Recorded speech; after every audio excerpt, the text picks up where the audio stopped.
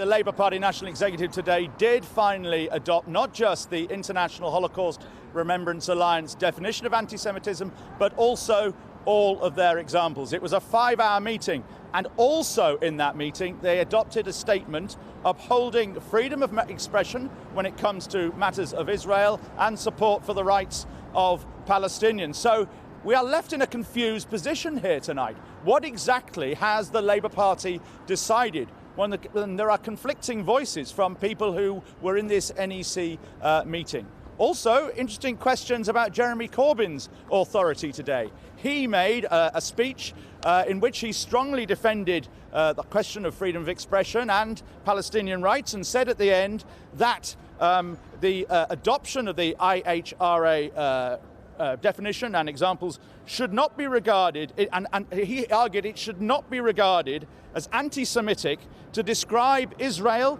its policies, or the circumstances surrounding its foundation as racist. That's what Jeremy Corbyn said. But interestingly, he didn't press that statement of his to a vote in the NEC. The thinking is that he thought he might not win that vote, and that various allies on the left, perhaps 3 of them, might not support him. It's been another very difficult day today after a very long and difficult spring and summer on this issue. After a summer dogged by the anti-Semitism row, Labour's most important national executive meeting for more than 2 years attracted raucous, angry protesters from both sides, engaged in face-to-face combat, many, if not most of them, actually Jewish.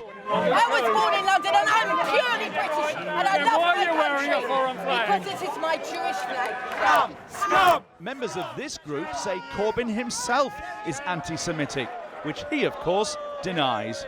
I've been monitoring as an organisation Jeremy Corbyn for more than a decade. I've been at events, I've been at meetings and demonstrations where he stood at Al Quds, where people are screaming behind him, "Kill the Jew" in Arabic. Jeremy Corbyn has the brass neck and the audacity to think he can define anti-Semitism on behalf of Anglo-Jewry. If he allows the Muslim community to define Islamophobia and the black community to define what is racism against black people, then it's absolutely right and just for the Jewish community to define what anti-Semitism is.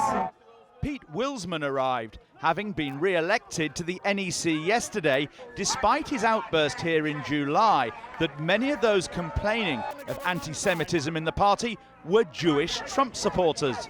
A heated debate? No, not a heated debate. We all follow what Jeremy says, very calm. Many in the crowd greeted Wilsman as the conquering hero. The Jewish Voice for Labour group think adopting the IHRA definition will stifle free speech and criticism of Israel.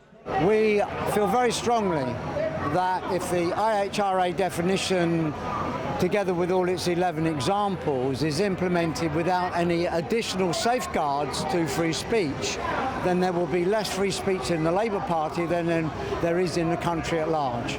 And this small group of Orthodox Jews, who are big critics of Israel, say they'd be considered anti-Semitic under one of the IHRA examples.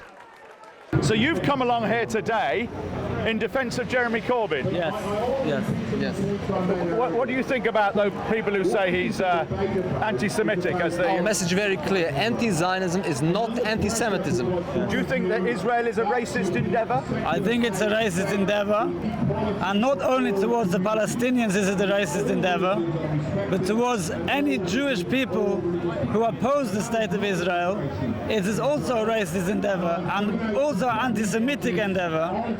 Jeremy Corbyn, who'd controversially cancelled an MI5 briefing to attend today, avoided the demos, though not us, by coming in round the back. Wouldn't you rather be at MI5, Mr. Corbyn? Thank you very much. After 5 hours, Labour's deputy leader Tom Watson emerged. He seemed happy with the outcome. Well, I'm very pleased we finally adopted the full definition and examples of the IHRA definition. was a unanimous decision, and I hope we can start by rebuilding trust with the Jewish community on the back of it. So I think it's somebody very says that controversial. Israel is a racist endeavour now. Will they be disciplined by the Labour Party? Look, the caveat is what it says. You can make your own mind So up on that means they wouldn't be disciplined, does it? My well, this view is important to tell us, isn't it? Otherwise it's meaningless. The view taken in the meeting, and is what I strongly believe, is that the words... There's a bit of a scrum there. Hello. You're right, sorry. The words, as agreed today, mean that people could be fiercely critical of the government of Israel. But the Welsh First Minister seemed to suggest rather different. One thing.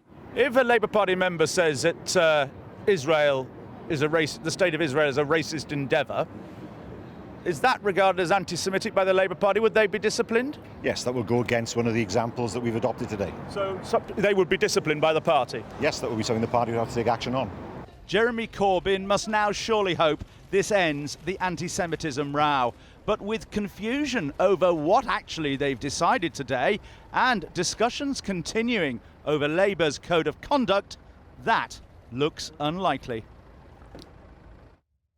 Michael, outside the Labour Party meeting tonight. Matt.